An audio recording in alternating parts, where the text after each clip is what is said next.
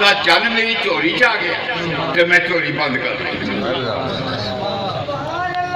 یہ شان صدیق اکبر جن نقش بندیاں نو پتا شان صدیق اکبر تھا کوئی مائی دا لال نہیں بیان کر سکتا.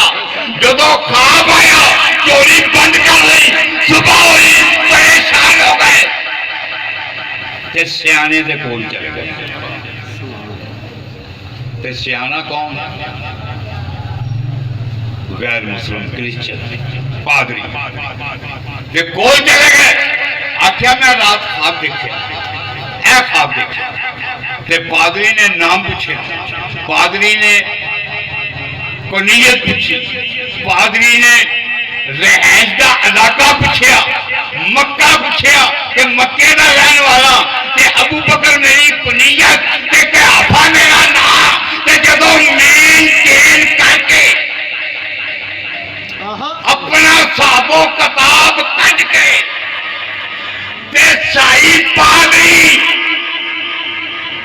نے آخیا ایک وقت آئے گا مکے لگے آخر زمان نبی رحمت والا نبی ادھر ظہور ہوئے گا کہ ابو بکر تو دے قدمہ کے جائے گا کہ کلمہ پڑھے گا ایک تو دے قریب ہو جائے گا.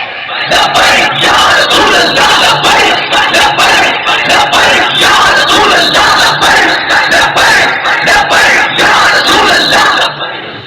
کہ حضرت ابو بکر صدیق جدوں یہ گل سنی کہ یہ پتہ نہیں کلمہ کدوں پڑھنا پتہ نہیں نبی دا ظہور کدوں ہونا پتہ نہیں دین دی اشاعت کدوں ہونی پتہ نہیں اعلان نبوت کدوں ہونا پتہ نہیں وہ کیڑا ٹائم ہونا.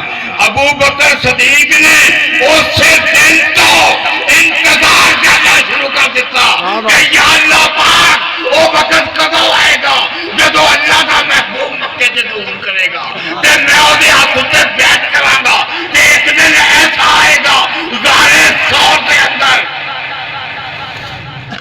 نبی دی چوری میری چوری ہوئے گی نبی دا سر. سبحان اللہ سبحان اللہ. نبی دی چوری ہوئے گی میرا سر.